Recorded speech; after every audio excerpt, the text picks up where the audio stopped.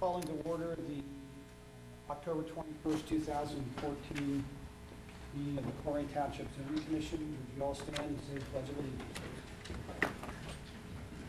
I pledge allegiance to the flag of the United States of America and to the republic for which it stands, one nation, under God, indivisible, with liberty and justice for all.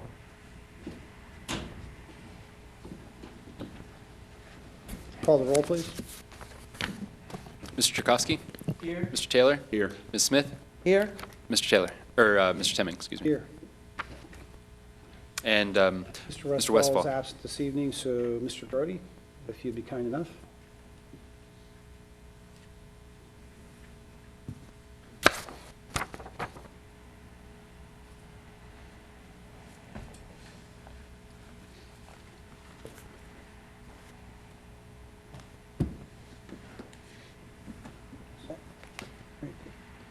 Okay, the first item on the agenda for this evening is the approval of the minutes for the September 16th, 2014 meeting. Any comments, any changes, any corrections? Make a motion, they be approved. I'll second that. All right, all in favor, say aye. Aye. Opposed? Motion carried. Next item on the agenda is the public address section of the regular meeting of the Township Zoning Commission. If there is anyone in the gallery this evening that has an item they wish to discuss with the commission that is not on tonight's agenda, please step forward, state your name and address, and address the commission. No one stepping forward, we will move on to the next item of the agenda, which is the final development plan. Case ZA 2013-5, BWW, which I think is Buffalo Wild Wings. Wall signage, a minor modification to the final development plan. Does staff have a presentation? yes. Thank you, Mr. Chairman. Commissioners, we should all be very familiar with this site by now. We have seen a number of iterations and changes to this site. We're talking about the Buffalo Wild Wings site on Stone Creek Boulevard. The applicant here this evening is Tommy Reed, and he proposes to amend the approved wall signage on the BWW building to add 87.5 square feet of channel letter sign on the wall. Basically, it's a 2.5 by 35 foot channel letter to the south elevation of the building. You know, I can go through the whole project history with you all, but the long and the short of it is, we've increased the building size, we've changed signage, we've reoriented the building. The only thing that we're looking at this evening is the addition of a single sign to the elevation of the building that faces Stone Creek. And so here we are, just to introduce you to the site again. We've got Colerain Avenue, we've got Stone Creek Boulevard coming in here.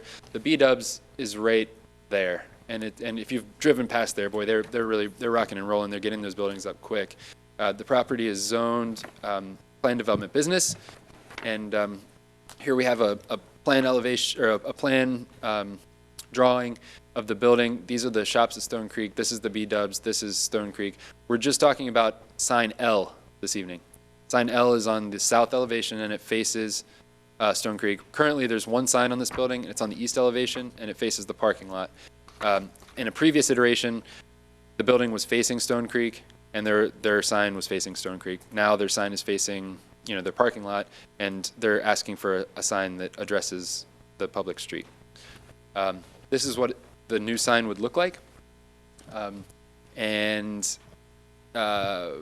so, this, basically, the building was originally oriented, as I mentioned. The staff recommends approval of this minor modification. It's seemingly a minor addition. I think that it is fitting in this instance to have the wall signage on the second elevation. Last month, we all discussed the wall signage at the TGI Fridays. They were given actually 3 elevations of wall signage.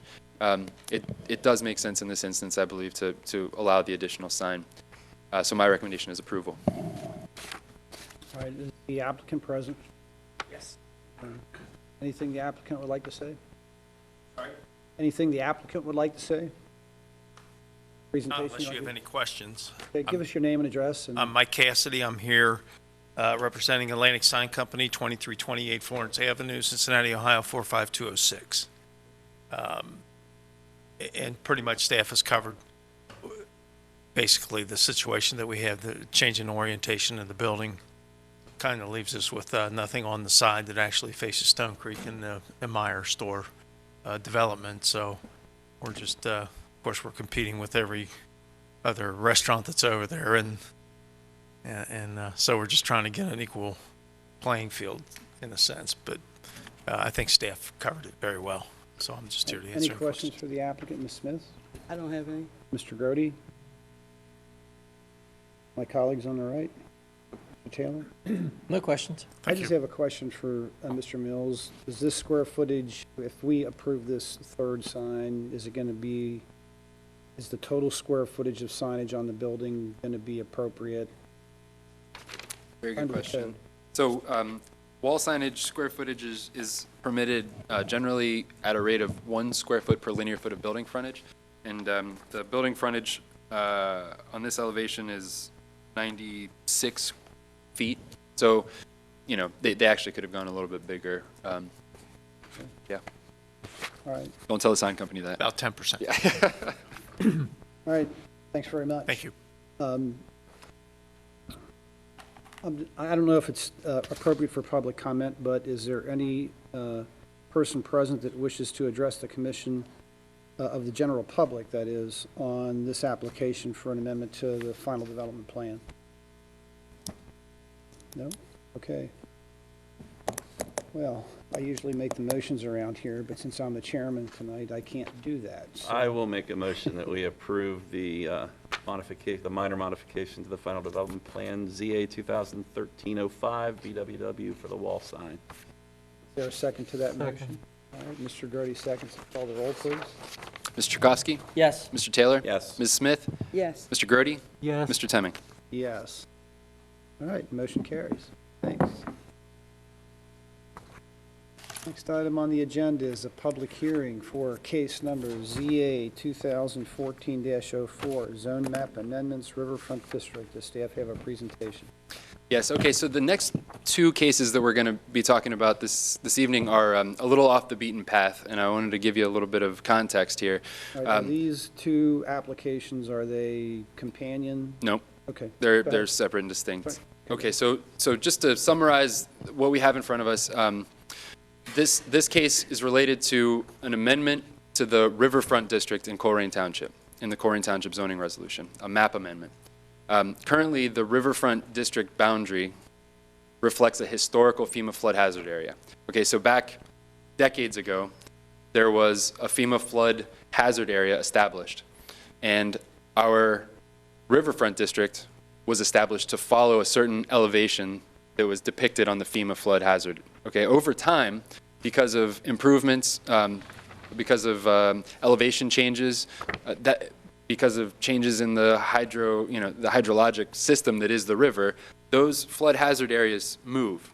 And so it's been, as I mentioned, decades since we've revisited where that line is, and it has changed substantially and affects multiple properties. And so we asked the commission to initiate a zone map amendment several months ago. That zone map amendment was initiated. It went to Regional Planning Commission on October 1st. Regional Planning Commission recommended approval. If we look at the map on the screen here, what we have in red is land that's being added to the Riverfront District. It's very difficult to see at this scale, even though I tried to zoom in here, but you'll notice portions, and you can see it better in your packets, but you can notice little slivers and polygons up on the screen that show land that's going to be going into the Riverfront District. And the reason it's going into the Riverfront District is because it is now in the FEMA flood hazard area. Okay? There's a second set of properties that will be taken out of the FEMA flood hazard area, and those are shown in green hatching. And so there are winners, so to speak, and there are losers, so to speak. This is, my opinion, it's the right thing to do because it accurately reflects where the flood hazards are and are not. If you guys have all looked at our zoning resolution, the uses in the Riverfront District are very restrictive. very, very, very restrictive because it's a flood hazard area. So I think it's the right thing to do to get it right, and so we're trying to update that. So, as it relates to the conformance with the comprehensive plan, I believe that, it is in keeping with the comprehensive plan, particularly Development Goal 7 in the Harrison Avenue character area, Land Use Guideline 5, both specifically speak to effectively managing growth in flood-prone areas. Okay. And then, so in conclusion, this zoning map amendment would correctly identify the current delineation of flood hazard areas in Colerain Township, and I recommend approval of the proposed map amendment. So this application was initiated by staff, I guess. It was initiated by the zoning commission at request of staff. All right. Any questions for Mr. Mills? I have one. Jeff, in your summary of information, the Hamilton County Regional Planning Commission, did they mistake something, or I'm a little confused on that? Yes, ma'am. They misread the legend, and so they thought that the land that was going into was actually coming out. The land that was coming out was actually going into, and so they had identified places where problems would arise by the creation of non-conforming uses. All of their analysis was discarded at the meeting because they flip-flopped the legend. So, Okay. And ultimately, the Regional Planning Commission voted unanimously to support it. All right, thank you. Mr. Brody, any questions? No question. Mr. Truskowski, any questions? I guess clarity on my part. So are we putting people in a flood zone when they once weren't, and then vice versa? Yes. And how does that impact those residents over there? I Um, mean, because some of them built on land that maybe they were getting away. I mean, we can't solve this Yeah. problem. I'm just kind of inquiring. In some ways, it's semantic because if you were to ask for a building permit for a place that's in the FEMA flood hazard area, you wouldn't get it unless you flood-proofed the building in Sure. certain ways. So in some ways, it's a little bit redundant, but it always starts with us. All development starts with the township and zoning. And so if we're letting things through or holding things up, I don't want our zoning resolution to be the thing that is the wrong, that is in error. So it does, it doesn't, if that makes sense. Because eventually, somebody would tell them they can't build in a flood zone.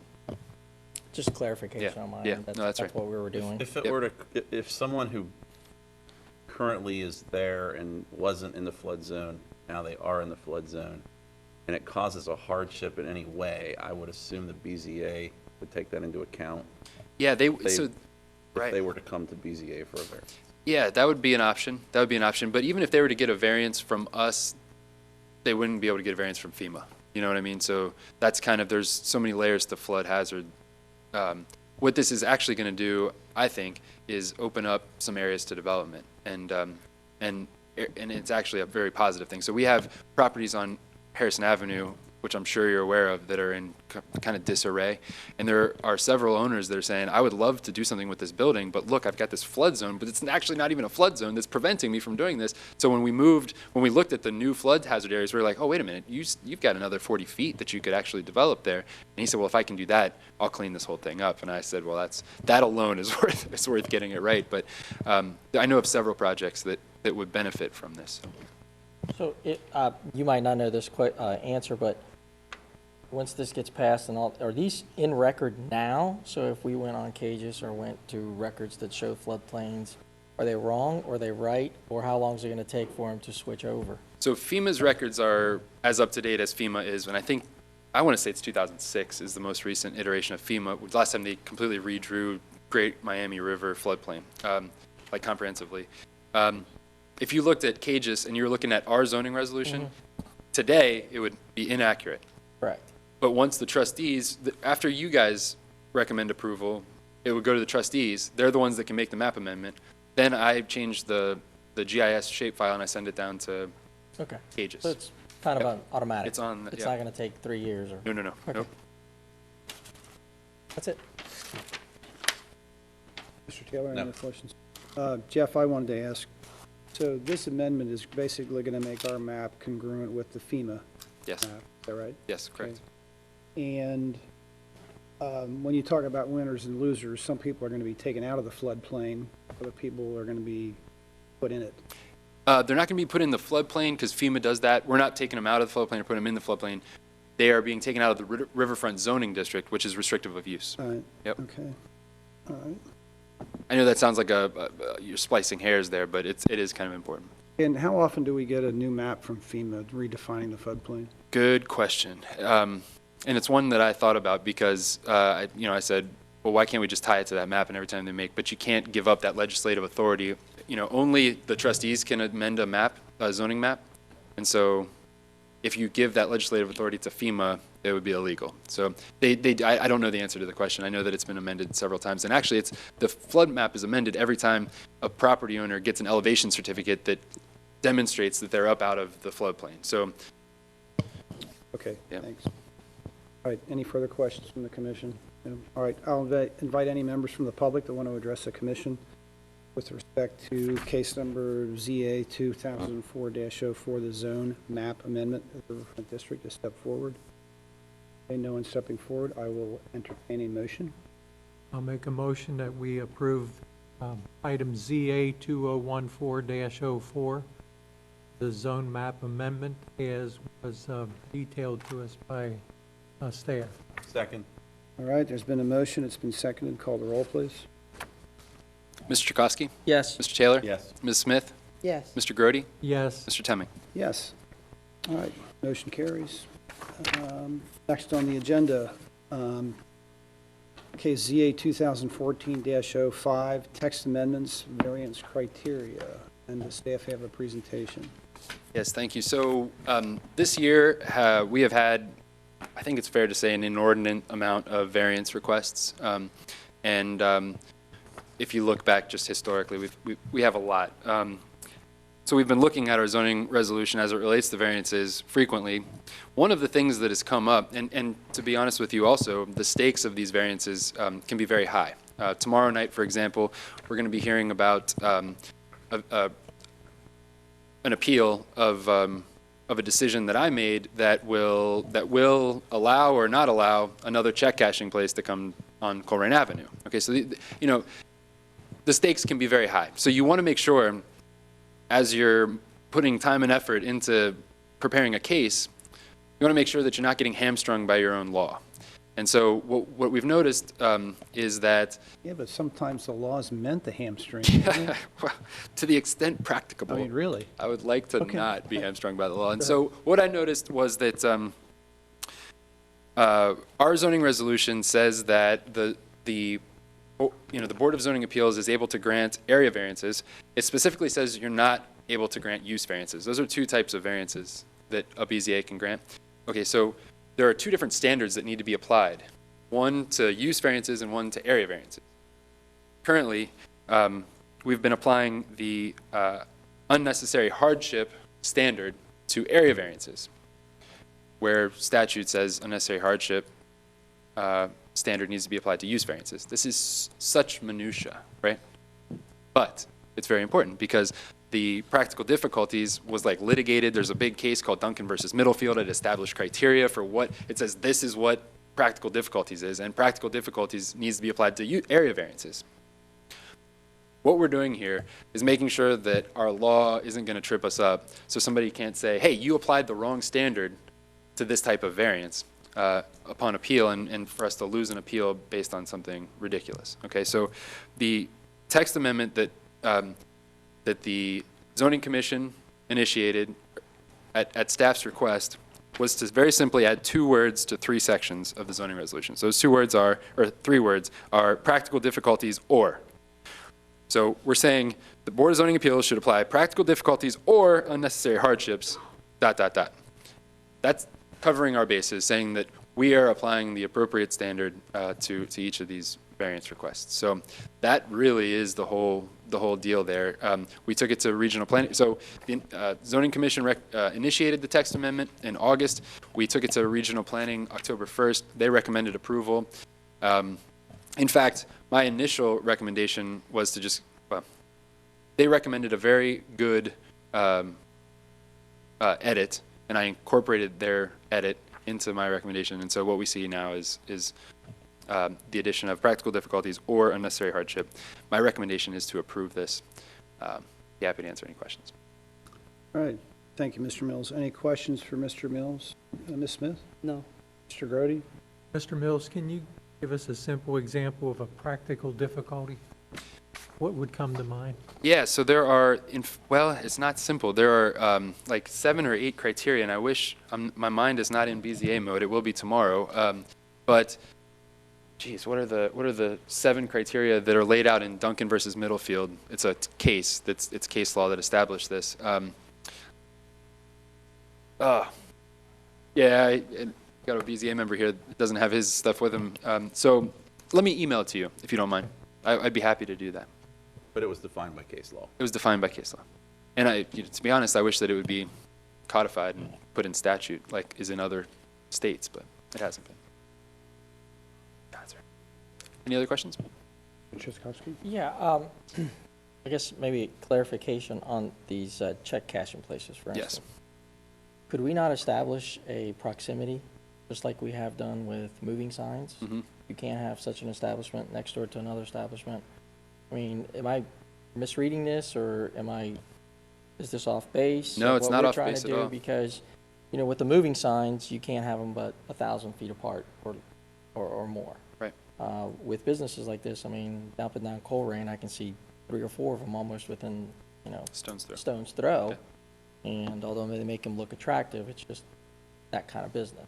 So is there no way that we can establish a proximity? I believe that there is. And so what we've done is the trustees have implemented a moratorium for a year that will allow me to study ways to regulate this land use. Currently, they were looked at as financial institutions, but they're very different from financial institutions. A check cashing place that takes your car if you don't pay usurious interest rates is very different from a place that you go to cash your check, your paycheck, or have a savings account. So we're looking at the impacts of that particular land use, and then we're looking at ways that other communities have regulated that particular land use. I have a year to do that and make a recommendation to you all about changing the zoning law to regulate. And one thing that some communities are doing are establishing distances. That's one way that other communities have done it. Okay. Yeah. Mr. Taylor? No question. Mr. Mills, I just wanted to ask you, is this amendment one being initiated by staff? It was initiated by the zoning commission at staff's request. Okay. Yeah. Right. And it sounds to me like just adding these 2 words, practical difficulties, is just going to give the BZA more discretion to grant a variance. It feels will, appropriate. no, actually, because the amount of discretion is defined in the case law. It's just allowing us to apply, well, in fact, we have been applying the correct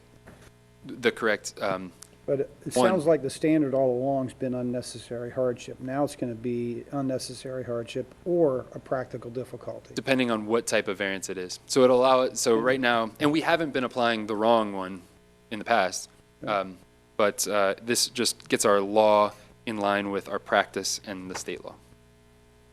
Okay, thanks a lot. Sure, no problem.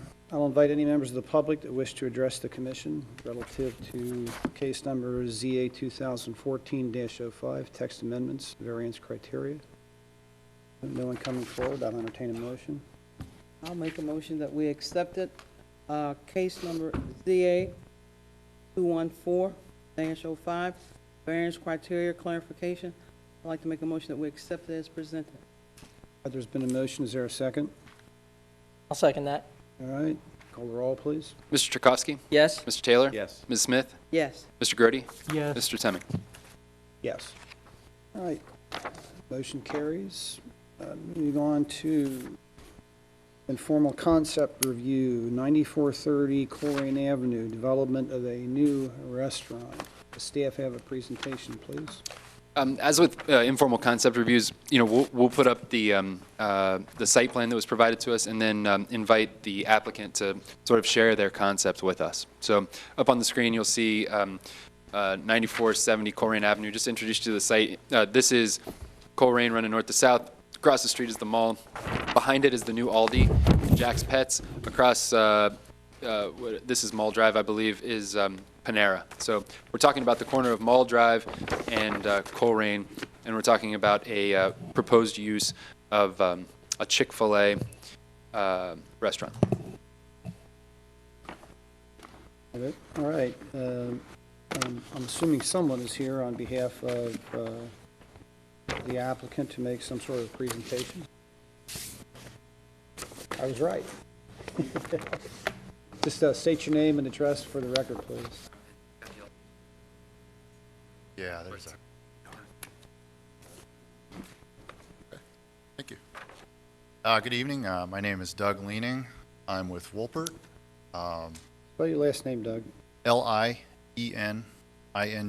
Okay, thank you. And I'm representing Chick-fil-A this evening. I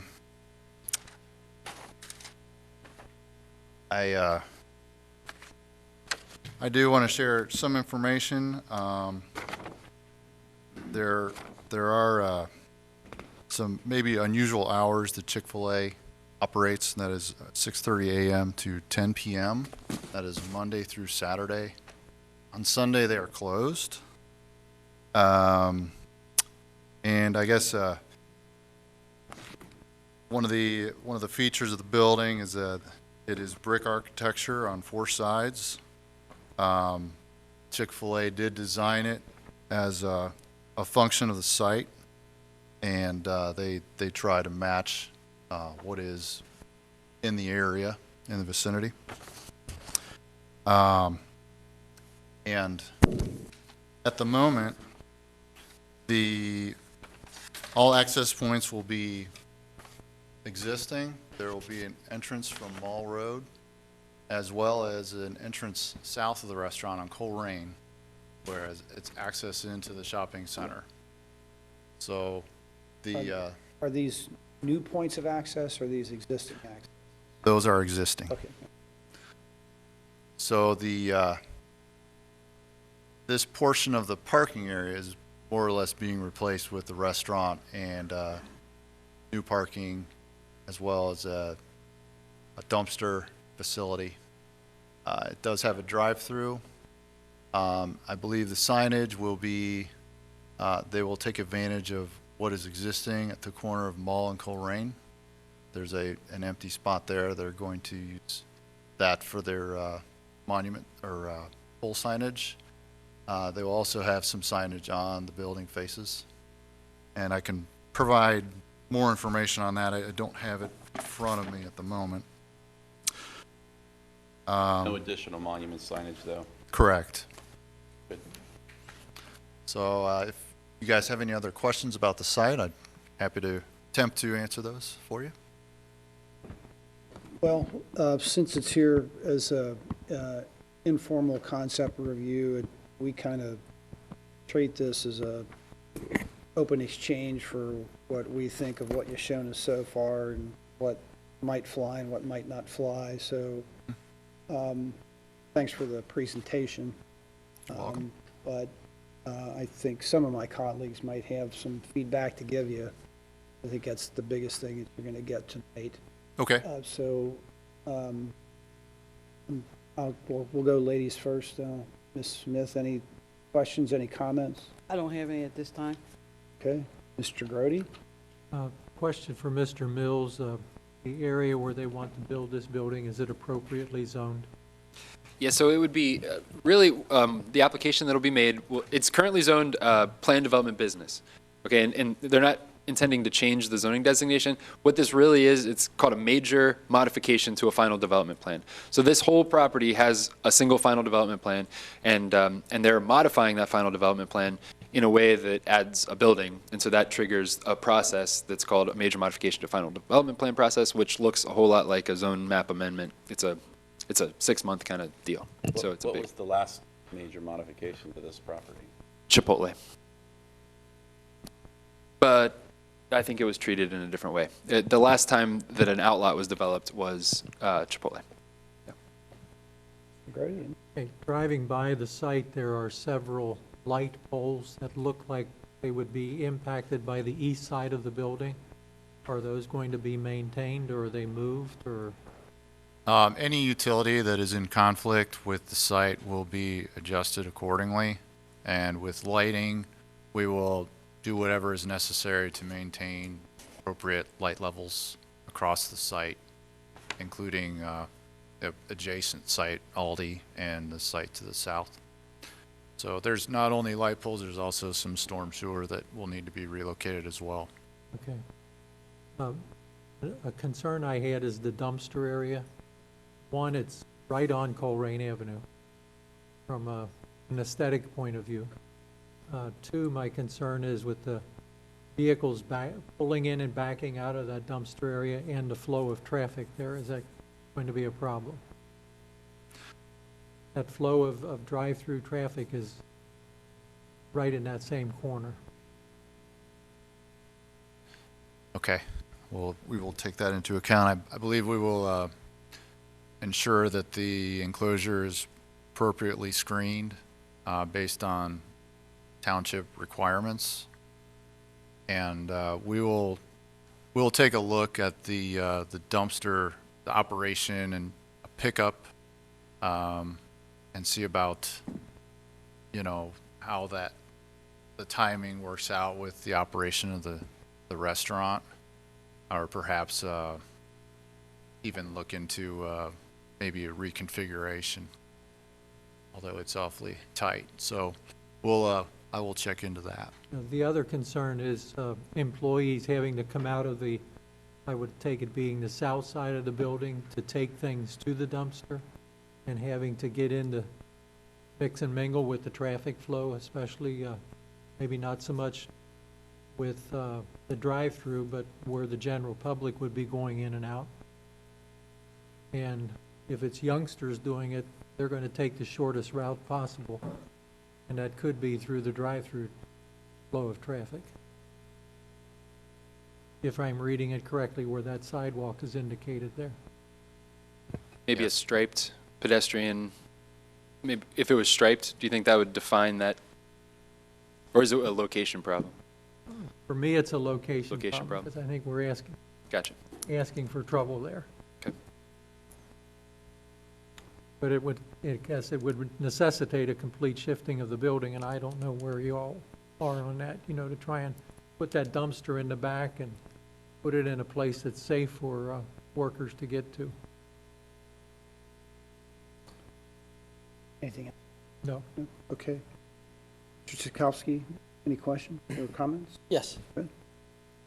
I too will echo the concerns about the dumpster enclosures. I mean, that is Colerain.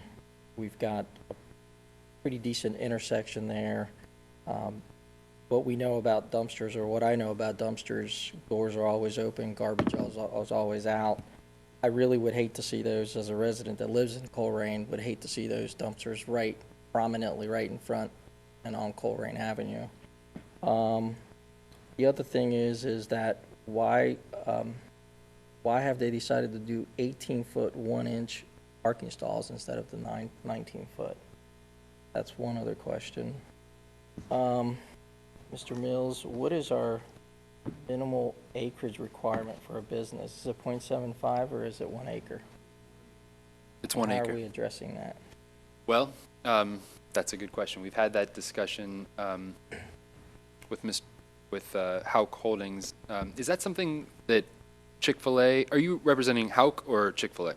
Just out of curiosity. Chick-fil-A. Okay. Is that something that Chick-fil-A is responsible for, the subdivision, or is that something that Hauk is responsible for as the owner? I believe it's Hauk. Hauk, okay.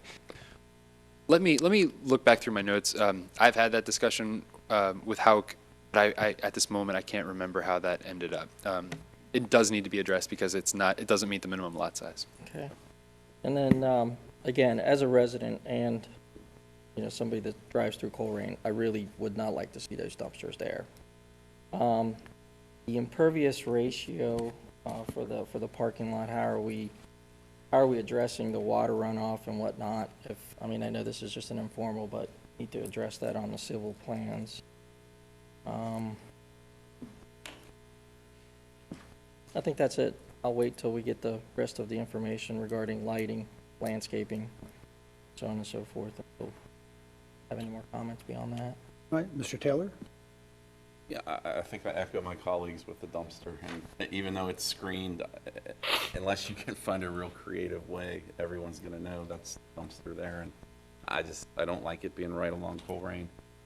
I think it's unfortunate because the way this is laid out, I don't know that you can really turn anything, and I don't know that I see another good place for it, but you might want to try to be creative there. Okay, I'd thank like you. to see a Chick-fil-A on Colerain Avenue. I think we all would, but We'll have to take a look at that dumpster location. thank you. Anything else? I just have a couple of comments, and, you know, when we come in here for an informal concept review, I'd like to tell you as much as I possibly can about issues that might come up if you come in with a formal preliminary plan, okay? The lot, as we see it on this drawing, is this something that Chick-fil-A is going to purchase, or are they going to lease this lot space? I believe it will be leased. Okay? I ask that because it seems like you're trying to do a whole bunch in kind of a small space, okay? So if it's not going to be a purchase and it's only going to be a lease, I would see if you could get a few more, maybe a lot more square footage on the ground, because your building footprint and your drive-through in this particular lot where it's located at the corner of Colerain and Mall is, in my opinion, is making it very difficult for you to do everything that you want to do and still have the thing pass. So I think you need some more ground to work with, and particularly for moving the dumpsters. I can virtually guarantee you that none of us are going to approve a plan where those dumpsters abut Colerain Avenue. We're going to want them behind the building, someplace off of Colerain Avenue, screened away from Colerain Avenue. I'm not being critical, I'm just stating a fact, okay? Number two is, I'm just a little, when I saw this drawing earlier this week when it was sent to me, I had a tough time understanding how the drive-through, if you leave the dumpsters where they're at, how the drive-through and those dumpsters are going to be able to function where you've got them there. I just don't. I'm trying to think of an area where a garbage truck is going to be able to get in there and unload your dumpsters, and you're still going to have a functional drive-through at the same time. And maybe I just don't understand the drawing. That's always a possibility. But just a comment. The other thing is, one of the things we get to do as a commission is when a new development like this comes in to the township, meaning you've got a vacant lot and now you're going to put a development on it.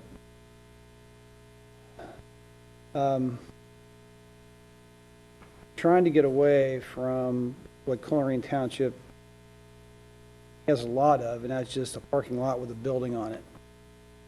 And aesthetically, it's not all that great. Now, I make no comment about the building and how it's going to look, because I'll see that when the preliminary plan comes in. But I will tell you, what I would like to see is a nice buffer along Colerain Avenue with some landscaping. You can take a look directly across the street at your neighbor, the new McDonald's that's over there, and they did a really nice job setting the buffer wider than was there before they built the building, landscaped it, mounded it, put in some nice light posts. It looks pretty sexy for a McDonald's, okay? I think you all should do the same thing. I'd like to see the same thing. I don't know what your landscape plan is going to be relative to the unpaved areas contiguous to the building, but getting back to why I suggested that you might want a few more square feet of land space to put your footprint on is because I don't see very many areas outside the building where there's going to be some landscaping, and we all dig landscaping. Everybody does. Okay?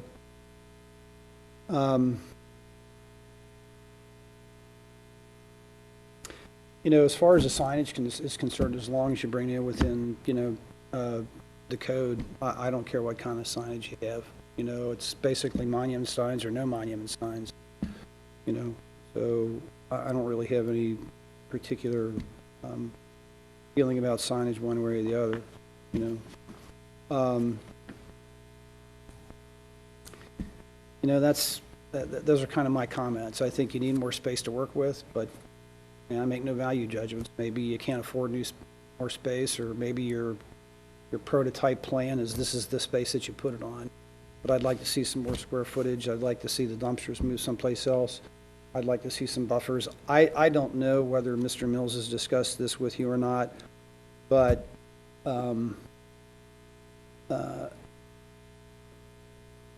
I'd like to see, don't know if it's practical or not, you know, some buffers on the east side of the building and also on the south side of the building.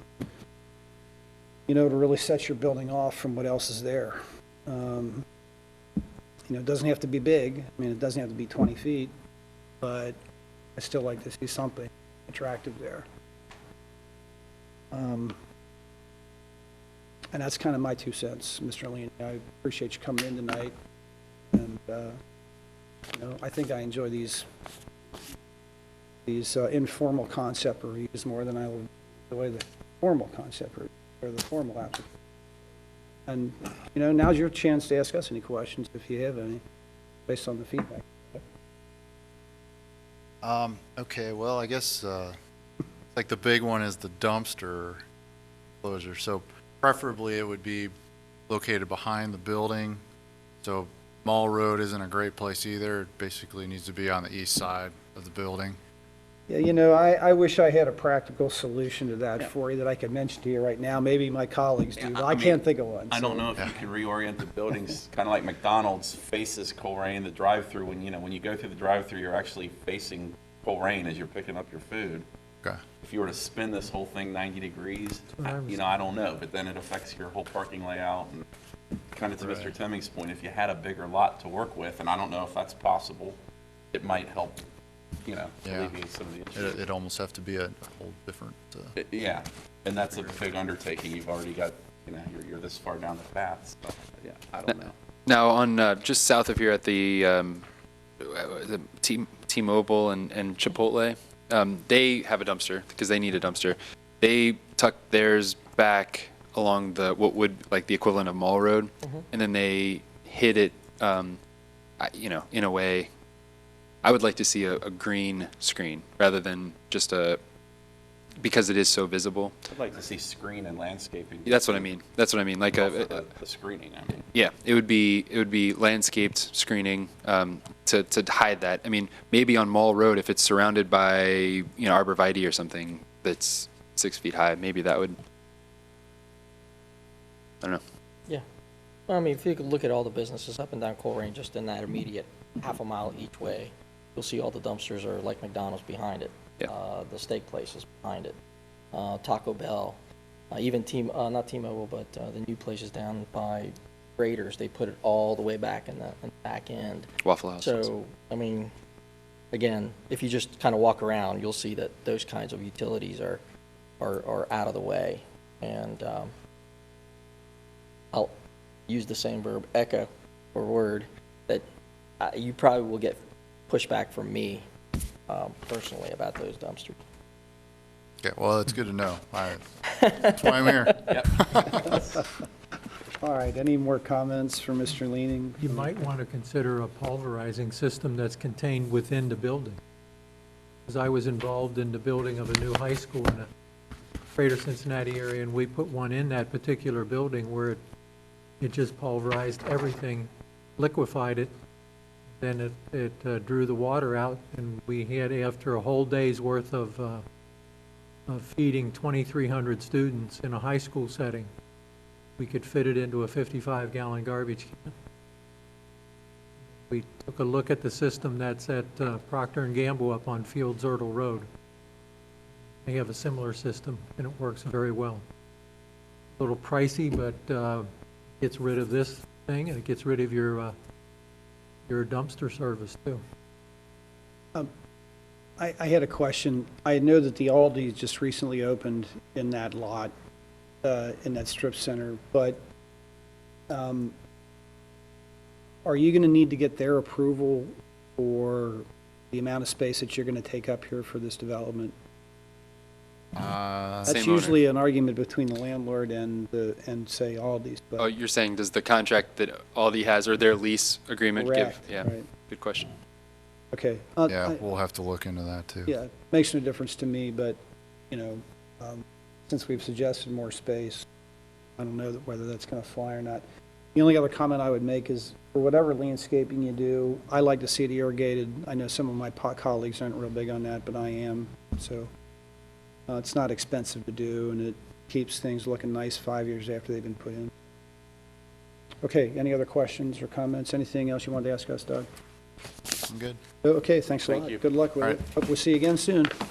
All right, thanks, All right. guys. Appreciate it. Yeah, you bet. Next item on the agenda is an informal concept review, the northwest quadrant intersection of Colerain and Springdale, development of a new marketplace store and fuel center. Does staff have a presentation of any sort? or I feel any like comment? I'll I just feel say like for there should be a comment. drum roll. Is there a drum roll that can happen right now? This is kind of a big deal, so it's actually quite amazing to me that these there's a Chick-fil-A and a Kroger on the same meeting, because to be very honest with you, those are the two things that we hear the most about from our residents, which are, I want a Chick-fil-A. Amazingly, that's up on the list, and we would need a better Kroger. So tonight, we get to do both. So I'll just tee this up for the developers who will give the formal presentation, but this is a zone amendment, map amendment for properties in various zoning districts to a planned development business district. It would be a 135 square foot Kroger Marketplace store and Kroger Fuel Center. And with that, I'll turn it over to the development team, and they can walk you through the site.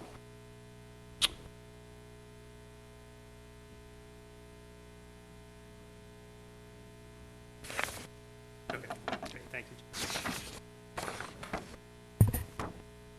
Good evening. My name is Steve Dragon, D-R-A-G-O-N. I'm with Vandercar. We're a commercial developer here in Cincinnati. With me tonight, I also have Christy Snelling with the Kroger Company, and Bob Trinkamp with Thomas Graham Associates, who is the civil engineer doing the preliminary design on the project. We are here for an informal presentation of a concept plan for redevelopment of approximately 14.5 acres of existing commercial and residential property for the purpose of building a new Kroger Place Market store and fuel center. The total property assemblage is a little bit complicated. I hope the map is clear to you in your packet. There are about 7.5 acres of existing commercial ground involved. There are 12 residential parcels totaling about 6 acres of land, and then there's another acre of land that's comprised of a portion of Yellowstone Drive right-of-way currently. It makes up the entire site assemblage. The site has about 480 feet of linear frontage along Springdale Road, sits north of Springdale Road, and sits west, somewhat off of Colerain Avenue. To the rear, it backs up against the Stone Creek Town Center. Dornbush subdivision lies to the west of the project, and to the east is an existing J.D. Byrider car dealership and Walgreens that are fronting on Colerain. So those are between Colerain and the development site. The primary access to the project would be aligned with the existing signalized, one of the existing signalized main entrances to Northgate Mall off of Springdale Road. Secondary access to the project would come from the existing right-in, right-out access point at Yellowstone Drive in Colerain. As a part of the project, as I mentioned, a portion of Yellowstone Drive from a point about 200 feet to the east of its intersection with Flat Top Drive. Is that the right road name? I'm sorry. Yeah, I believe that's right. Is that correct? Okay, thank you, Jeff. From that point to a point in this area, which essentially where the existing drive at the rear of the Walgreens is, that portion of Yellowstone would be removed and incorporated into the development site. The development, as I said, would include, and as Jeff pointed out, would include a new Kroger Place Market store of about 130,000 gross square feet. And it'll be located in the northerly portion of the property. You see the store is kind of shaded here. This would be a relocation of the existing store that's currently located to the other side of Colerain and the other side of Springdale. That existing store, as Jeff pointed out in his preamble, has become pretty seriously undersized to properly serve the existing trade area. How And many square, yeah. what's the square feet of the current store? So this I'm sorry? 67,000, so this would be Okay. about double the size Right. of the existing marketplace. So, Kroger obviously has heard the residents' concerns about the store as well, and they've been searching for an opportunity to put a new marketplace facility in to better serve the customers here in Colerain Township. The new store will accommodate all the standard marketplace departments that you're probably already familiar with if you've been into any of the newer stores around the region, including expanded and enhanced fresh food offerings, including expanded bakery, deli, produce, meat, and seafood departments. The new store is planned also with drive-throughs on the eastern elevation of the building. Those drive-throughs are intended to serve both full-service pharmacy and bank services through that part of the facility. There's also a fuel center planned, which would be located adjacent to the main entry drive off of Springdale Avenue. It's become one of the most popular features of the new Kroger. The fuel center is a great amenity that Kroger's has introduced over the last several years to their new facilities. I think it's important to point out that the concept plan that's in front of you tonight there's been a significant amount of time spent getting to this concept. This isn't the first pass at it by a long stretch. We've been through a multitude of iterations trying to best fit the site with the surrounding properties, dealing with access issues and safety and impact to adjacent properties. We've been working for quite a long time with Kroger and seeking input from the township staff. We've been very grateful for to get to this point, and we think this is, to the point where actually at one point Kroger had to make a somewhat painful concession, which was to actually put in a slightly smaller prototype than the building they would like to do here.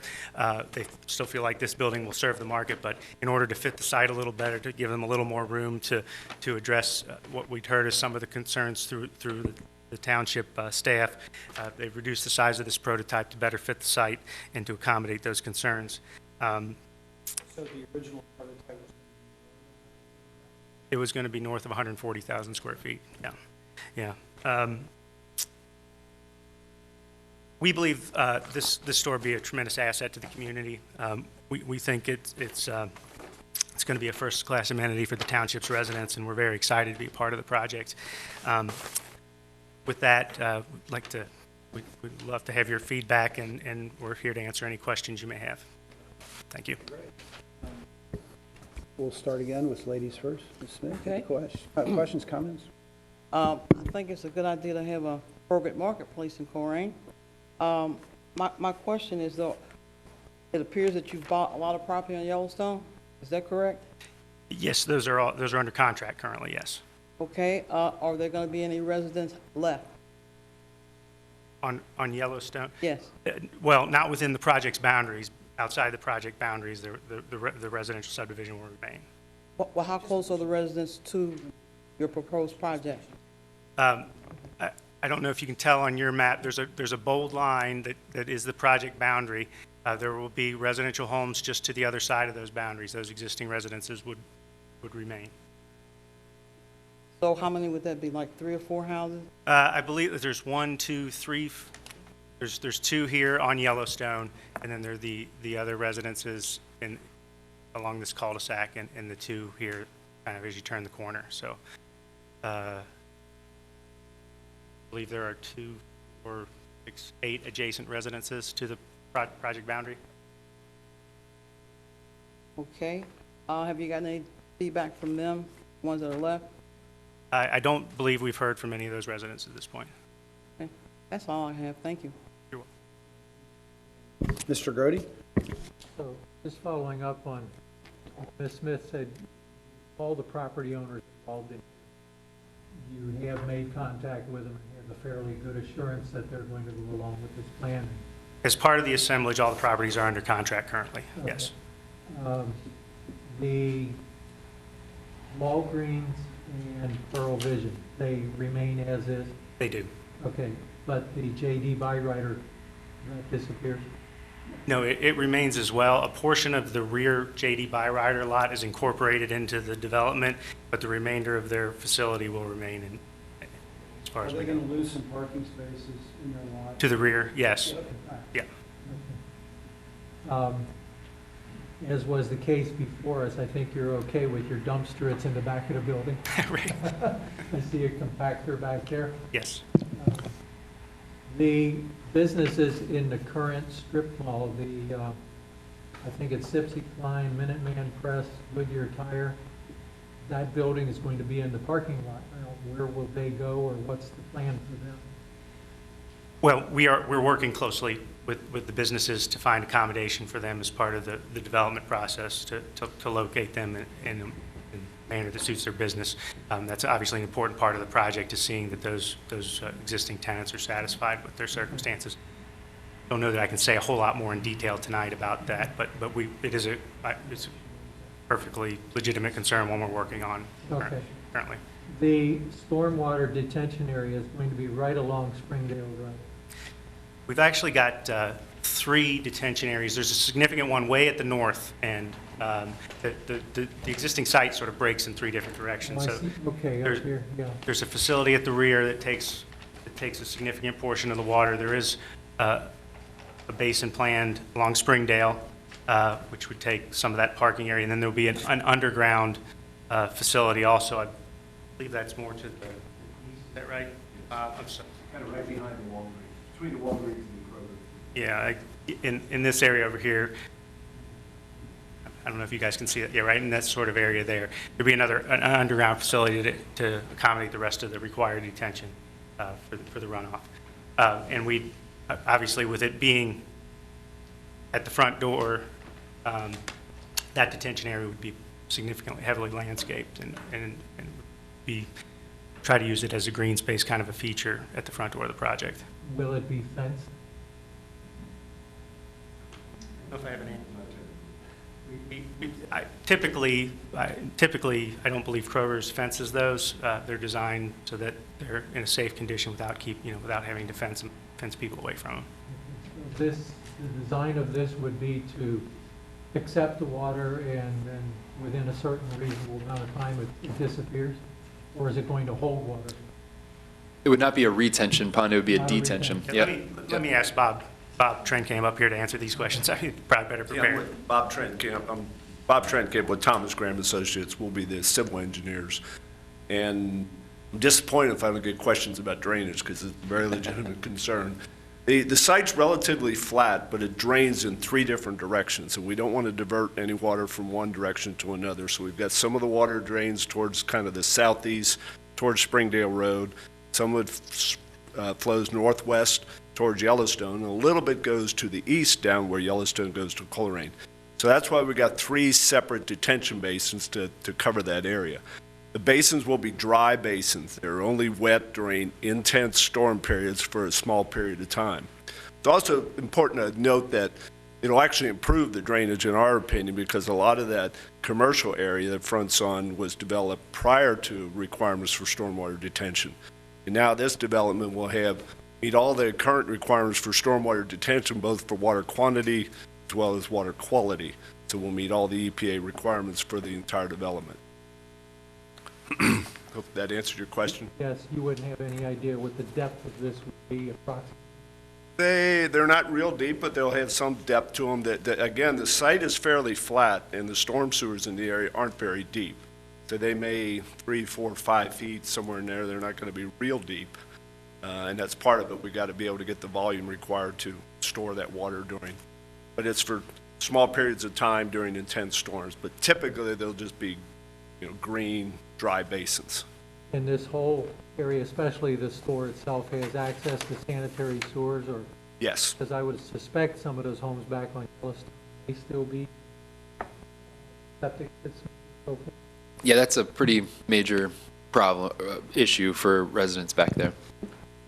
They need to switch over. They are, it's necessary for them to switch over from septic to sewer. But this project will have access. there are sanitary. Yes, there are sewers. sanitary sewers, yeah. Yes, sir.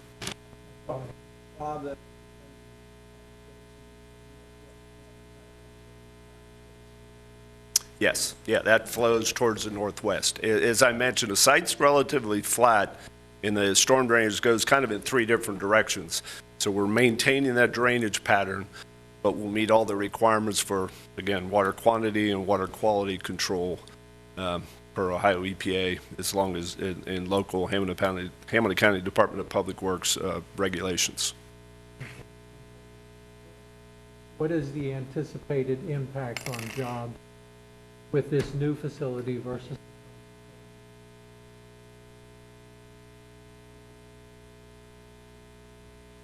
Approximately an additional 150 jobs. Additional 150? In the proposed JED zone. Just to be clear. I mean, we talked about this earlier in the day, but, this project has come to fruition after the township has identified this area as a joint economic development zone with a 1% sales tax. So I just wanted to take a minute just to remind everyone that those who say that the JED zone is a job killer, this would counter that argument with millions of dollars of investment.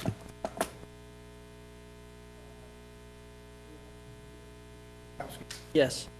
I know you guys have done a lot of work getting to this point, but my concerns are going to be, it seems like the front Springdale Road is like the back of a house. You're putting in a large fueling facility. You've got a dumpster, and then you've got a dry basin there, where in my experience it collects garbage. So in my opinion, I really would love to see that facility be in another place, because as Colerain is trying to build up the corridor at Springdale and Colerain, anytime you turn from Colerain into Springdale, your first impression of the site is going to be the humongous canopy and the fueling station. So in my opinion, I think it's a great project.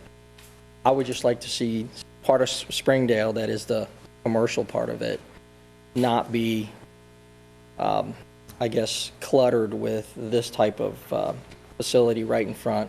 Plus, it does have a lot of lighting, so it will filter on into some of the residence areas. I know that you have an 8-foot fence there, but I don't know how much that will do. So that's one of the opinions that I have, or one of the concerns that I'm looking at. The other concern I'm looking at is what's going to happen with the Kroger down on the south part of Colerain? Is that going away? Is that going to take business from?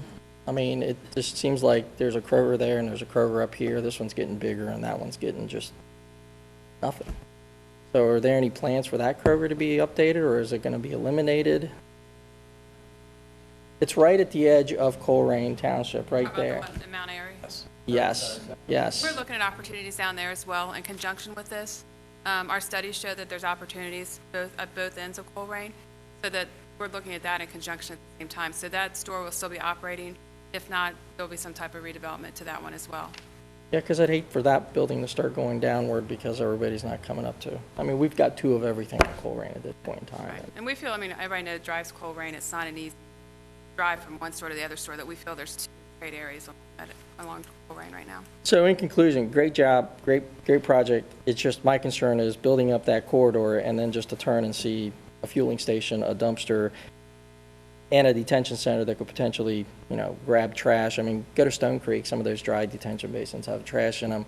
You got the concrete, you got the concrete catch basin, for lack of a better word, to, regulate the water. So I would kind of like to see Springdale be a little bit more dressed up, even if it's just parking and buffer zone, rather than a humongous canopy sitting in them right in front of it. Plus, you're kind of covering your front store. the front entrance. I mean, I'd hate to be the impression of the store, just see that right away. Outside of that, we're closing one curb cut and leaving the two existing curb cuts, I guess? Well, Yeah, there's one closing, there's an existing curb cut that's actually slightly off property. correct. That's Walgreens land, but, so yeah, that will remain. So we are That's what you're closing, pointing we to. are closing that one right in front of the detention center. If I can address your one comment about the fuel center, and I understand your concern, just want to point out that, first of all, along Springdale Road, per the thoroughfare plan, there will be additional right-of-way dedicated. And then we're meeting the township's requirement for setback from that right-of-way. So there'll be a pretty good green area from the edge of the pavement of the fuel center to the edge of the pavement of Springdale Road. And then there'll be heavy landscaping, a streetscape buffer along there as well. How tall is the canopy? I think it's 18 or 19 feet. I go down to the Kroger in Newport, and that thing's humongous, so every time I go down there, that's the first thing I see off the highway. I'll ask a dumb question. I Why like the does it- project, but I just really Why wish does it need that to we be can. 18 or 19 feet high? I'm just curious. Sure, there's a reason. I'm not the expert on that. I would think it has to accommodate campers and other things like that. I think it has to But meet. they're not that high. If you drive down the highway, most of the overpasses here, 13 to 16 feet. Well, And you I have- think, Well, I think that's a total height, it's not necessarily the underneath side. There's some mechanics inside the canopy as well, in the structure itself. That may be to the top, but the underneath side is probably more than 19 that. feet. that Plus, height. you bring up a good point. There are going to be some RTE units up there, which, again, would be an eyesore above the canopy, and it's right there on Springdale. I mean, And we understand the concern. so, I mean, just understand our concern, because we've got a really nice corner there with the memorial, and then just to have a big canopy and the RTE units at the top, I know. What I'm hearing is to make sure that that streetscape is very well situated. And- Yes. And, so I just want to make sure, we're saying make sure that the front door is beautiful. Are you suggesting moving? I'm suggesting if there could be some other place that they could find where I understand that the constraints of coming in and going out of the space, obviously on Colerain, it's a little difficult, so your main entrance is through Springdale. And I understand why you have it there, because that's the main entrance. I'm just wondering if there's any way that we could sort of relocate it so it's a little bit out of the way, boards on a side, but not just the prominent the frontage of Springdale Road. That's all I'm asking, that's all I'm saying. Okay, we'll take a look at it. And you're right, it is where it is because that's where it functions best. Correct. I think, our interests are aligned in having Springdale Road look nice, because that is the front door. I mean, this building, that's going to be Kroger for everyone who's coming to Kroger, and so I think hopefully we'll work hard on coming up with some thoughts and some ideas to make that frontage look as nice as possible, because it benefits the township, it benefits the company, it makes sense. Because if you see Shell is redeveloping the corner, Mm-hmm. they're removing a tall billboard sign. They're moving towards the back of the corner, so it's not such an impact on that corner. Mm-hmm. So I'm just saying, we're trying to do something and then throwing something like that right prominently on the front of that Understood. parcel is, see if there's any other option. Okay. okay, Thank Mr. you. Taylor? Yeah, I don't know if Kroger has like a standard package for streetscaping and all that, but you might try to look and tie that whole frontage of Springdale into what, Northgate Mall has done, to try to give it that same look and feel if you can, because a lot of that frontage is directly across the street from the mall. And we have a And we put streetscape plan. We put standards in for the mall, yeah, that's pretty consistent there, so you could try to tie into that. It might make it all look, more like one big development. And I have some specs I can share with you for our Colerain Avenue streetscape with the lights and things like that. Great, thank you. Yeah. I mean, I echo my colleagues' thoughts on the fuel center, but I get why it's there, and I know I've seen other marketplace stores, they always tend to sit out front. I think it's more functional that way, but I think you get our point on Yes. trying to dress it up as best you can. So, I welcome the development, I think it'll be great. I think certainly the residents of Colerain will. Good luck. Thank you. Thank you. That was quick. Yeah. I just had a couple of questions for Mr. Mills. I know this is just an informal review, but I see 543 parking spaces based on 130,000 square feet. Is that too many spaces, or is that? 4 per 1,000 square feet for retail. 130? I Is know what? it's not going to be exactly 130, you know? 130 times 4 is 5. 130 times 4 is, man, I've been in meetings since 5 o'clock this morning. 130 about times 4 is 520? 520. Okay, so they're a little bit Yeah. over. Okay. Yep. I wouldn't And then like you're that. able to exceed that. There's some flexibility in the zoning resolution for I parking. understand. My only comment was, it seemed like 543 was a lot of spaces. You'd be like 23 spaces over if that's what your preliminary plan came in with. You might get some pushback on that. Okay, but, you know, just my comment. Okay. The other question I have, and I'm just asking this out of curiosity, because now you're going to have a commercial piece of real estate that's got a big setback from both Colerain and Springdale Road, and is there been any discussion about tying this in with the Stone Creek development? We had some preliminary conversations. That was something that the township staff pointed us to. We made some early entrees to see if that could be, if there was anything to be done in cooperation with the staff, and essentially we weren't able to get I any guess my kind of question feedback. is that something that Kroger would be interested in? And Stone Creek has indicated they're not interested in, or is it the other way around, or maybe Stone nobody's Creek- interested in it? My understanding is Stone Creek is owned by a REIT, a major real estate investment trust, and having those conversations with a Goliath like that is very difficult, and they put up You're initial preaching to the barriers. choir on Yeah, that. you My got it. question is, Yeah. has there been one? Yes. Okay, all right.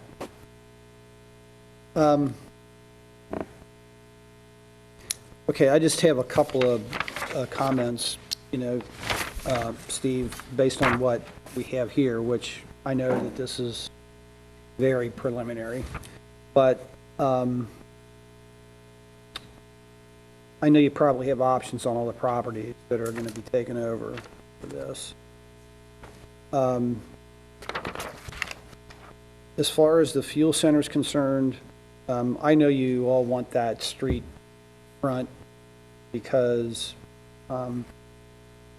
gas is kind of a lost leader for you, but then people come in and use the fuel center and leave, maybe not stop at Kroger, and so you want it close to the street.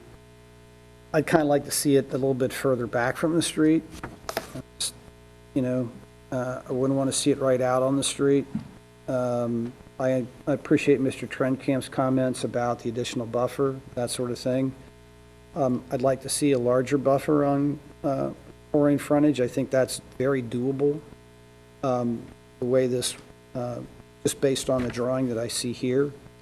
I don't have my bifocals on, but I think I see on this drawing a 15-foot streetscape buffer. I'd like to see maybe another 10 or 15 feet, maybe 30 feet.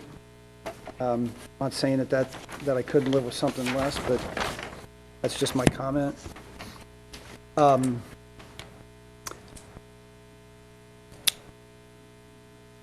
We don't notify the adjacent lots of an informal review like this, but we will when the formal application's made. And I noticed that around the perimeter, at least this drawing indicates a 6-foot-high vinyl privacy fence. That's 6 or 8? Shown at 6. 6. I think mine says 6. Yeah. Did I read that? Okay. I don't think that's going to be high enough, and I will tell you, another one of your facilities, a marketplace that I've seen, where they did a fabulous job offering residents that were adjacent, is your store out on Harrison Avenue in Harrison, Ohio. To the rear of that, because they only had to buffer to the rear because they had so much frontage. It's a large residential area on West Road behind that, and they did a great job buffering it. And it was, that wall, it's not a fence, it's a wall, that's probably 10, 12 feet high. The landscaping is marvelous. I mean, they did a fabulous job with that. I don't know whether you got the room to do that here, but I've seen you do it elsewhere, so, okay, that's my frame of reference. You know, whatever landscaping you do, whether it's, you know, out on the street or, you know, around the perimeter or in front of the store, whatever, and I don't know how big we're going to require the islands in the parking lot. I know we can go 15 spaces and then a break, that sort of thing. Like to see it irrigated. I'm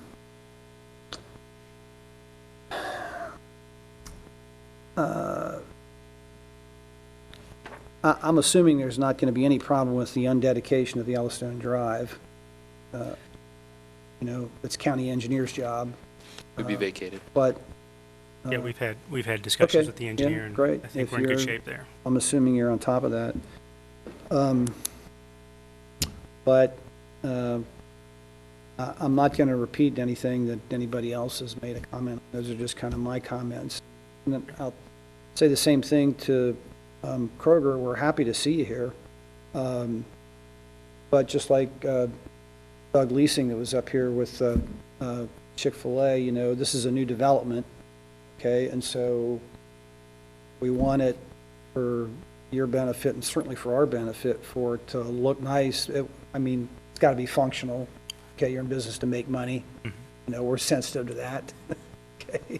Appreciate that. But, Yes. you know, we also want it to be attractive so that people not only in the township, but maybe outside the township are going to come in to that space. Understood. So, and that's really about all I have to say. And Take this with a grain of salt, because I know nothing about engineering or how far into this you guys are, but from what we said about the fuel center, I mean, is there any way to take that fuel center and just pick it up and move it over behind JD Byrider between there and the store? It no? Okay. Good enough. Yeah. Okay. Okay, well, but I think the feeling is that something a little different has got to be done with the fuel center. I don't know if you just move it back from the street a little bit or relocate it or gussy it up. I don't know. You know, that's not my area of expertise. So, okay. Understand. Any other questions for Mr. Dragon from anybody on the panel? What is Go your ahead. timeline? When do you hope to have this open? We would like to be able to close on the properties in early spring of this year, late winter, and have, and I don't know if I can speak to an opening, but the sooner the better. I mean, getting through the zoning is key on the timeline, so we're ready to get that started. There's a phasing element to the issue you brought up earlier, which is accommodating the existing retail tenants, accommodating the homeowners as through the demolition process. So it's going to take some time. It's, you know, it's not a next year kind of a thing. It would be probably the following. I would One more expect. point I wanted to make, Steve, and that is, I can tell you from the Stone Creek development that occurred, well, it's kind of many years ago now, you're going to get some pushback from the residents that are still going to be remaining there when you come in with this development. Okay, you're going to get it. I understand, yes. Okay. What's a typical construction timeline when you finally clear all the preliminary stuff and you start building? Is it 8 months, 12 months? From start to when the store's open, I believe it's around 10 months. Okay. Okay, Mr. Trankamp, go ahead. I just wanted to point out one thing, and I understand the concern about the fuel center. Getting back to the parking count again, the code is 4 per 1,000. 135, that's 540. We're actually 3 spaces more than code. And there's actually in that count 50 spaces kind of behind the store that they could use for employee. So part of moving the fuel center back starts to cut into the parking field, which is a concern. That 4 per 1,000 is kind of on a lower end for what Kroger's typically wants and desires. We'll certainly take a look at that. But that Likewise, is, bigger street buffers would cut into your parking, but I think as a commission, we would probably be more likely to forego a few parking spaces for better landscaping, better buffering, better. no, I understand. I just want to make sure that that's part of the equation. It's not just the code, it's also, you know, the tenant or users' needs. Well, having been here before, the application, I don't think is going to rise or fall on the number of parking spaces, quite frankly. I think if it's 4 per 1,000, it's 130,000 square feet, that's 520 spaces, by my math. Actually, 135, I Okay. think we said, which is 540. Okay. So we all got right, good. 543. It's 130, You're in the it's ballpark. 135, right. That's what I meant. Okay, We're like we're still 3 there. over, and we can certainly take a look at that, but that's part of the. You go equation. 50 over, you're going to get a pushback, you know, I can tell you that. You're Right. 10 or 15 over, I don't think it's going to make a big The difference, concern is unless we'll- you cut someplace The else. concern is we'll start to get under, is what we're only 3 over right now. I think we would not have an issue with that, but to your point, But we Kroger might. requires Kroger might. so many spots, right? Right, understand. May I ask a Okay. question Go ahead. or make a suggestion? In this drawing, for me, I would be fine if we took this and put it behind the detention, take advantage of the driveway that's outside of your property to come in, fuel up, and come out. So that takes that piece of property, and I traced it, kind of fits in here, reversing or flip-flopping parking from here to here, putting that behind a detention basin, heavily buffer it, and then that would take advantage I of. understand, and we can consider that. One thing to remember is we also have to provide access for the fuel truck to get to the fuel center, to access the tanks to deliver the fuel. And that's part of it. And they have a peculiarity. They have to access those tanks from the passenger side of that truck. So we can't take the trucks anywhere we want. That's the way they operate. If you ever look when they, How about, so that's the other part of, I'm not saying we can't, we can certainly take a look. That's the other part of the equation. and instead of making the detention so wide this direction, make it along Springdale, allowing for that access drive, which is, I'm assuming, down at the bottom where your trucks are going to need to go through. I just think that, I just think for me, putting it behind the detention center, making it longer, taking advantage of the one driveway that's not in your property and just kind of flip-flopping that, it would be behind the optical center, it would kind of be towards the back a little bit more. And I understand about the trucks and so on and so forth, but No, I it's just an understand, and I idea. think it's a good point. and I It's think just an idea, because I understand that people will come in and go out. They're not going to come in the store sometimes, but kind of pushing it back and kind of massaging it in there and flip-flopping it, I think I would be okay with that. Understand, we'll certainly take a look at that. All right. Thanks. One- Any other questions Yeah. for applicants or? For fellow colleagues and for Mr. Mills to a little bit lessen the concern about the fuel center. Sometime prior to when these folks come back with their next presentation to us, would encourage you to go up to Fairfield and look at the fuel center that Kroger's just put in up there, because it literally sits in the front yard of the municipal building. And Kroger's and the city of Fairfield work very closely to get that fuel center designed within the architectural ambiance of the whole area, the whole downtown Fairfield area.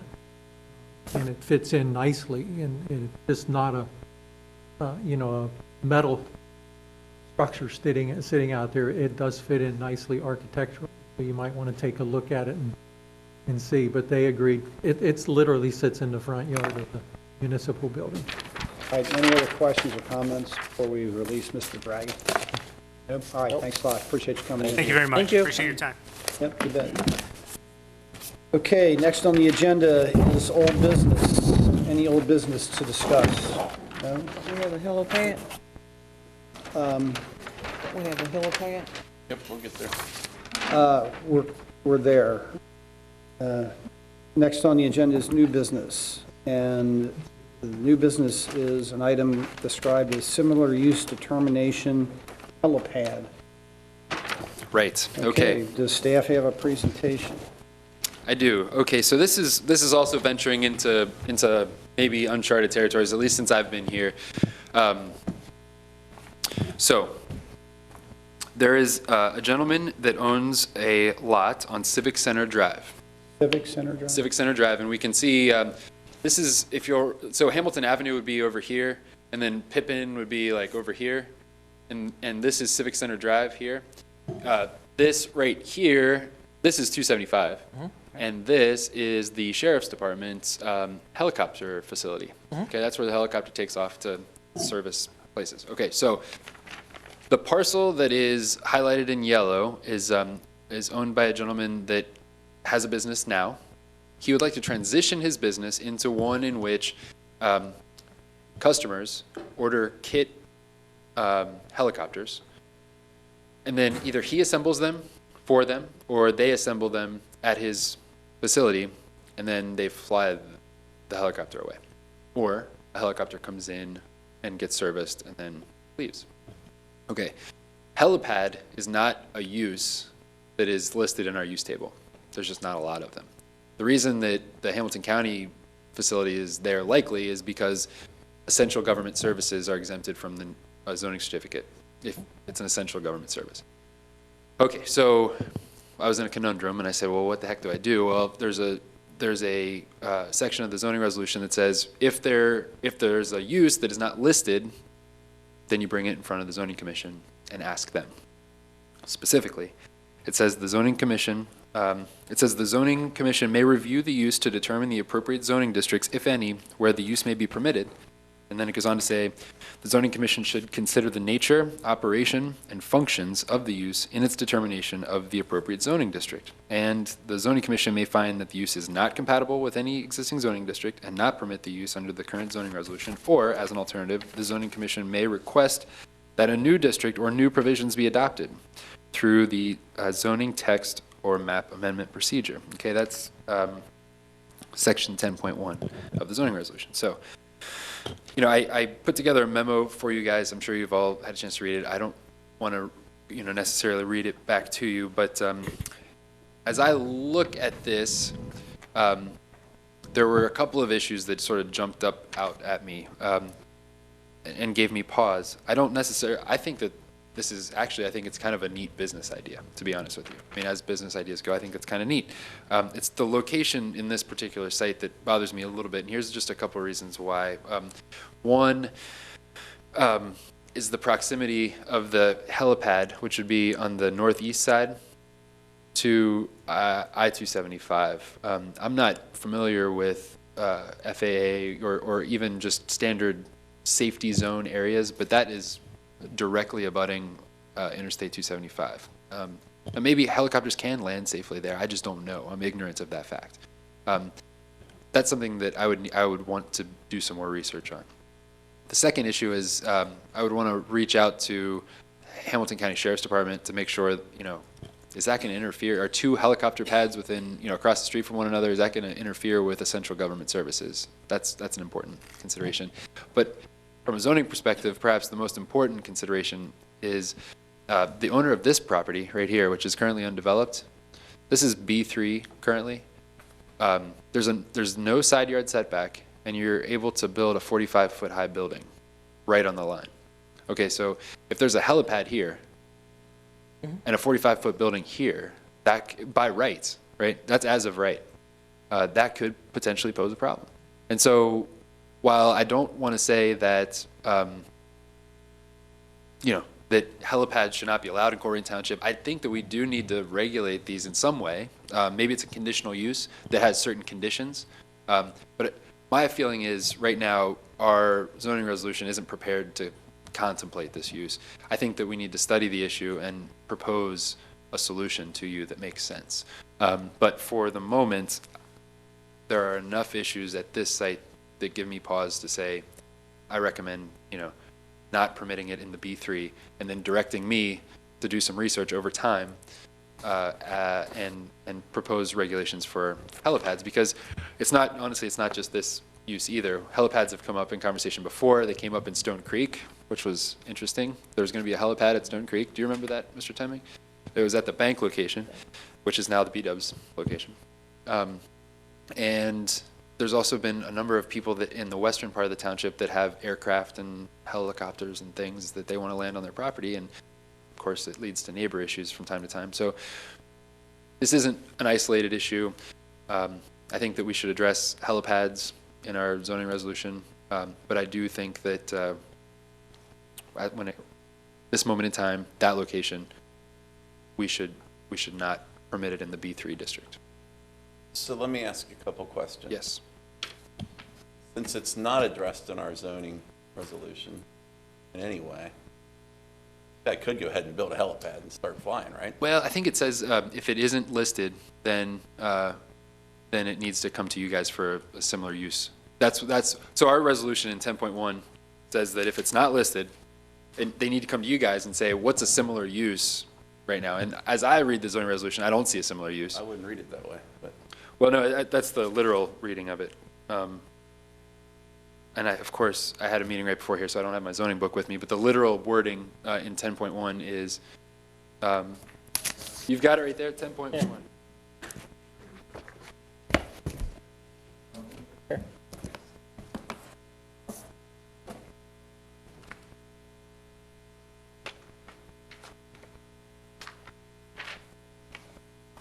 It says, when there is a proposed use that is not currently listed on the use tables of this resolution, the zoning commission may review the use to determine the appropriate zoning districts, if any, where the use may be permitted. I'm not arguing with that, but what I'm saying is, since we haven't addressed it, couldn't this guy go ahead and build his helipad? No, because he has to come and ask us because it's not in the book. How would he know to ask when it's not addressed in Well, he would need it would be a change of use certificate. It would be a zoning certificate application.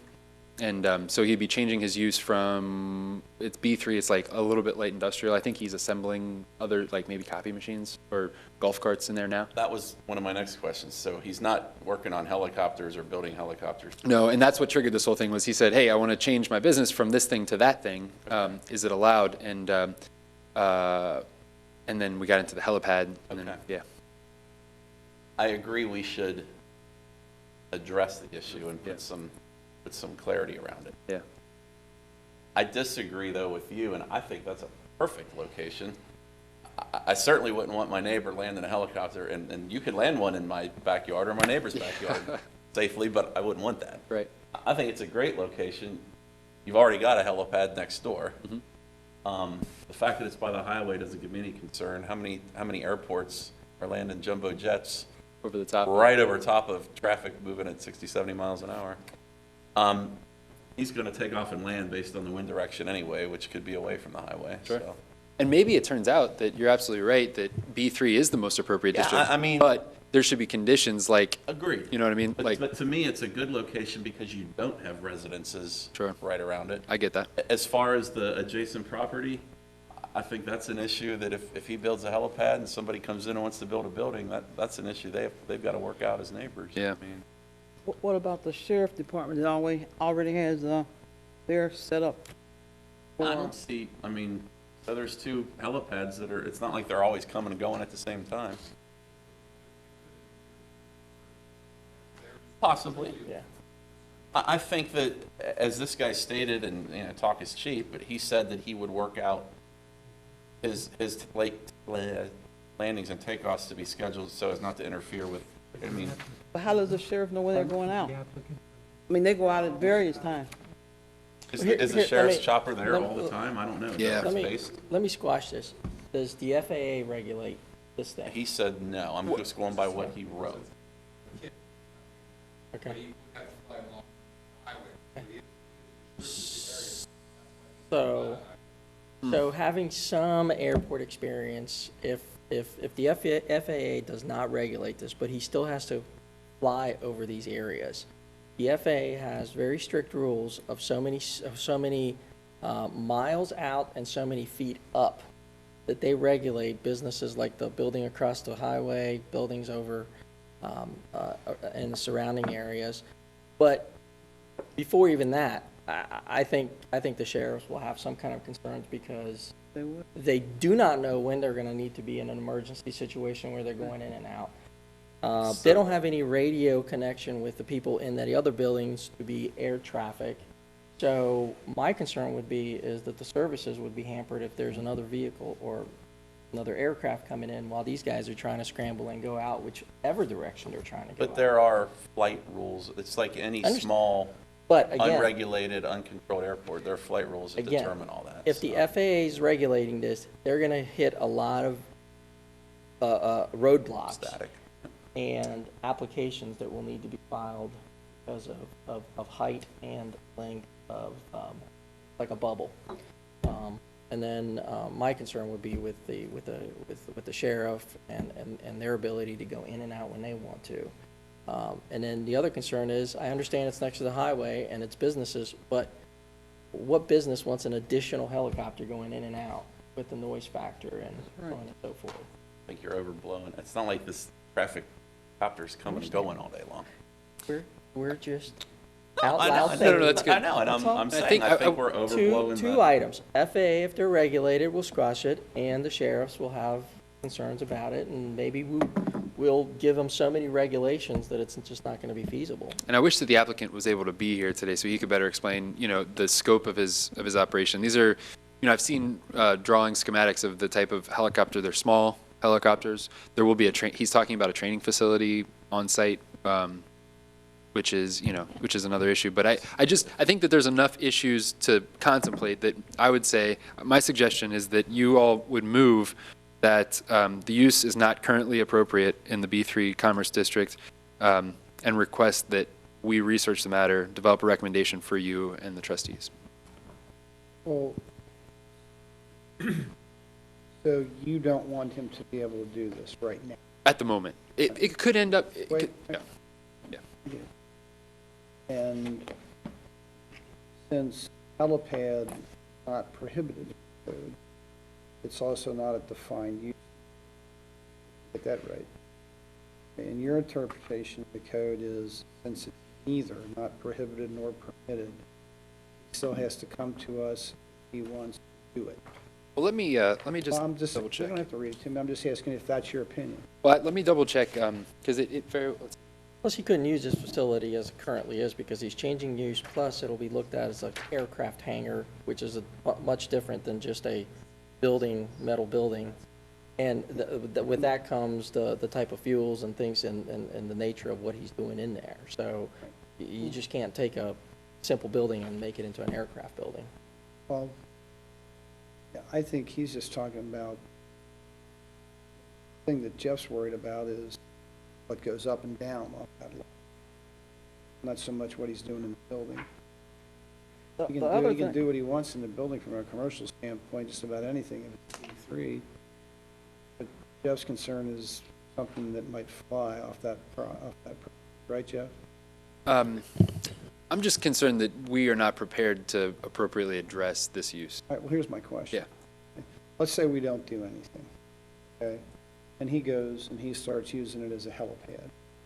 Then we come along and we pass a resolution that says in B3, you can't do helipads, okay? Now, is he a pre-existing non-conforming use, considering the fact that it's not prohibited by the code and it's not permitted by the code? That's a very interesting question. I mean, I think, Okay, yeah. that's fine, okay. Yeah. Fine. Fine. Yeah. So I you view want that to as a- stop, you want to put the brakes on this for the time being? just for the moment, and, leave open the possibility of it being permitted in the B3, maybe as a conditional use. And then it has conditions that are X, Y, and Z. And maybe those conditions have to do with buffering for sound, maybe those conditions, but they would be based on, I just didn't have the time to Well, no, dive into it so far. Let me ask the question. If he starts using it as a helipad, that is a violation of the use of the building. Yeah, zoning That's in violation. itself a Yeah. violation. It's a It can't be grandfathered, it can't be a non-conforming use. how's I it? mean, Well, so he would need a building permit likely, and in order to get the building permit, he would need a zoning certificate. Okay. And I wouldn't be able to give him a zoning certificate. If you were to not build a pad though and just start landing on the driveway or the grass, I mean, That'd be wild. you don't need a pad to land a small chopper on. well, then we're setting a precedent that anybody over there can do that. Okay, so you want us people to have pass a helicopters, but- resolution tonight? Hey, I would just You make a never know. motion. I would do it by motion rather than a Okay, resolution. But I mean, what is it you want? I would say a motion that it is the determination of the commission that the use is not appropriate currently in the B3 Commerce District, and then requesting staff research the matter and develop a recommendation for the appropriate land use regulations. Why would we go further than just B3 district? Kind of put a moratorium on. Well, he was saying, because what, Let me ask it differently. Do we have some zones that you can fly choppers in and out of? not right now. But he's talking specifically about the B3, because he's in the B3. Well, what if we just did a text amendment? Eventually, I believe that that's the way it would go.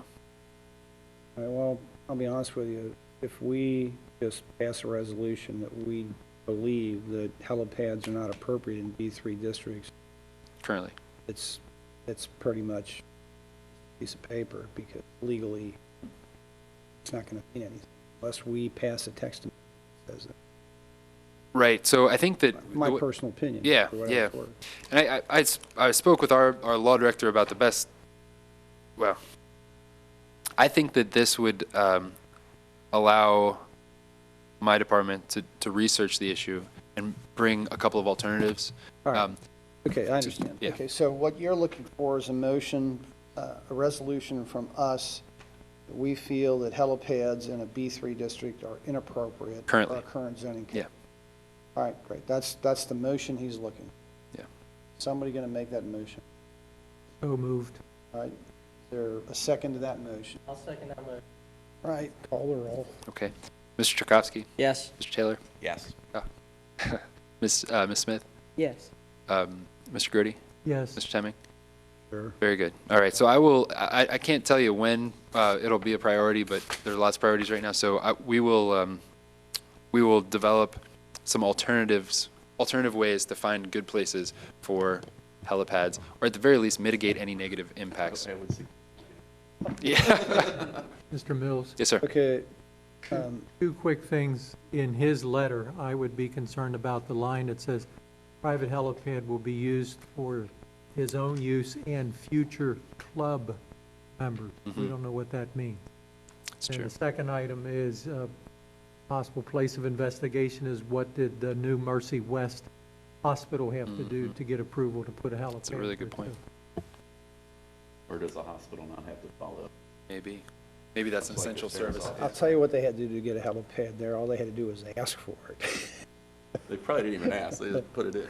All right, next item on the agenda is administration. Any issues from the administration? Nothing, aside from the fact that I sent around some training opportunities that are coming up.